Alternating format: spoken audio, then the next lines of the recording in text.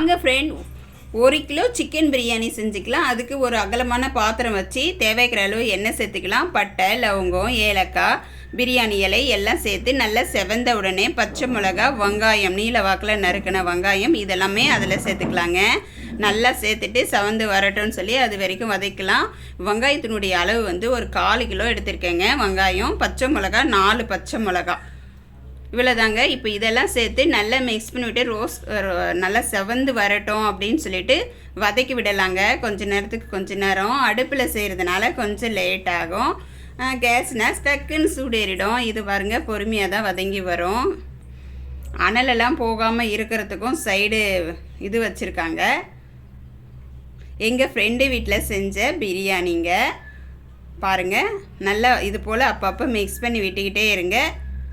Mix பண்ணி விட்டுக்கிட்டே இருந்தால் தான், இல்லைன்னா ஒரு பக்கம் கருகிடும், ஒரு பக்கம் வெங்காயம் வதங்காமலையும் இப்படி இருக்கும். அதனால தான் மிக்ஸ் பண்ணி விட்டுக்கணுங்க. மிக்ஸ் பண்ணி விட்டுட்டு பாருங்கள், செவந்த உடனே இஞ்சி பூண்டு விழுது பெரிய ஸ்பூனில் 2 ஸ்பூன் சேர்த்துக்கலாங்க. அது குட்டி ஸ்பூனுன்றதுனால கொஞ்சம் கொஞ்சமாக சேர்த்துட்டோம்.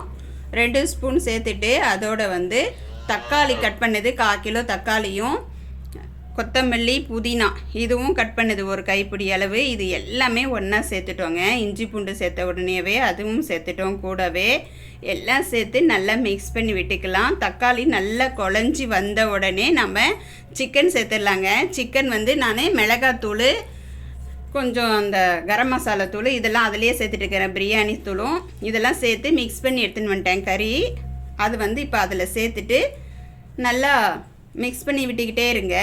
வதங்கி வரட்டும். பாருங்கள், கொஞ்சம் விட்டாலும் நமக்கு அடியில் கலர் சேஞ்ச் ஆகி வந்துடும்.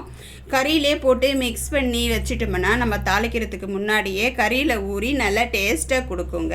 இது போல் பிரியாணி ரெசிபி நீங்கள் ஒரு வாட்டிக்கு செஞ்சு பார்த்தீங்களா உங்களுக்கு மறுபடியும் பிடிச்சு போயிடும். அதனால தான் நான் முன்னாடியே மிளகாத்தூளும் பிரியாணி மசாலா இதெல்லாம் போட்டு ஊற வச்சு, தயிர் கொஞ்சம் இதெல்லாம் போட்டு ஊற வச்சு எடுத்துகிட்டு வந்தேன் நான். அதை சேர்த்து தாங்க இப்போ வதக்கிட்டு இருக்கிறேன். நல்லா வதக்கிக்கோங்க கைவிடாமல், இல்லைன்னா அடி பிடிக்கும்.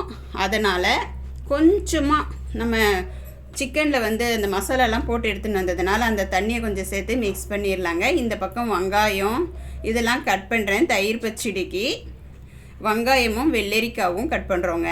தயிர் பச்சடி செய்கிறதுக்காக இதை கட் பண்ணுறோம். கட் பண்ணி தயிர் பச்சடியில் போட்டால் நல்லாயிருக்கும் அப்படின்னு சொல்லிட்டு பாருங்கள். இப்போ அதை வதங்கினதும் தண்ணி சேர்த்துட்டோங்க.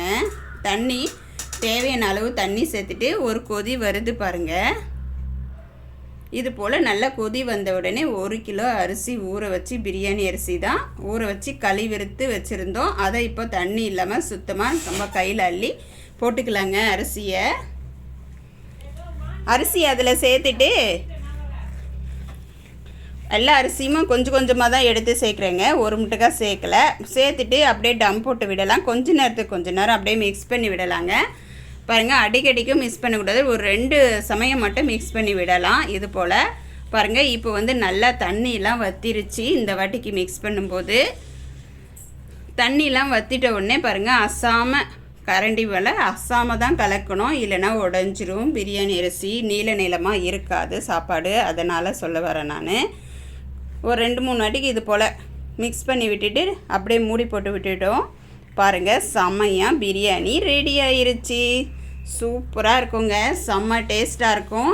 நீங்கள் ட்ரை பண்ணி பாருங்கள். உங்களுக்கு எப்படி வந்துச்சுன்னு கமெண்ட் பண்ணுங்கள். உப்பு காரம்லாம் நான் அதிலே போட்டு எடுத்துன்னு வந்ததுனால கறியும் நல்லா டேஸ்ட்டாக இருக்குங்க. பாருங்கள், இறக்கும்போது நெய் 2 ஸ்பூன் சேர்த்துட்டோம்னா வாசனை அப்படியே வீடையே மணக்குங்க. இது போல் பிரியாணி ட்ரை பண்ணி பார்த்துட்டு எப்படி வந்துச்சுன்னு சொல்லுங்கள். கமெண்ட் பண்ணுங்கள், லைக் பண்ணுங்கள், ஷேர் பண்ணுங்கள். புதுசாக பார்க்குறவங்க சப்ஸ்கிரைப் பண்ணி எங்கள் சேனல் வீடியோலாம் போய் பாருங்கள். பிரியாணி ரெசிபி நிறைய பிரியாணி வீடியோலாம் போட்டிருக்கோம். போய் பார்த்து சப்போர்ட் பண்ணுங்கள். எந்த வீடியோ உங்களுக்கு பிடிச்சிருக்கோ கமெண்டில் சொல்லுங்கள் சொந்தங்களே. பாருங்கள், அசாமல் அப்படி எடுக்கும்போது உதிரியாக வருது பாருங்கள். சாதம் சூப்பராக ரெடி ஆயிருச்சு.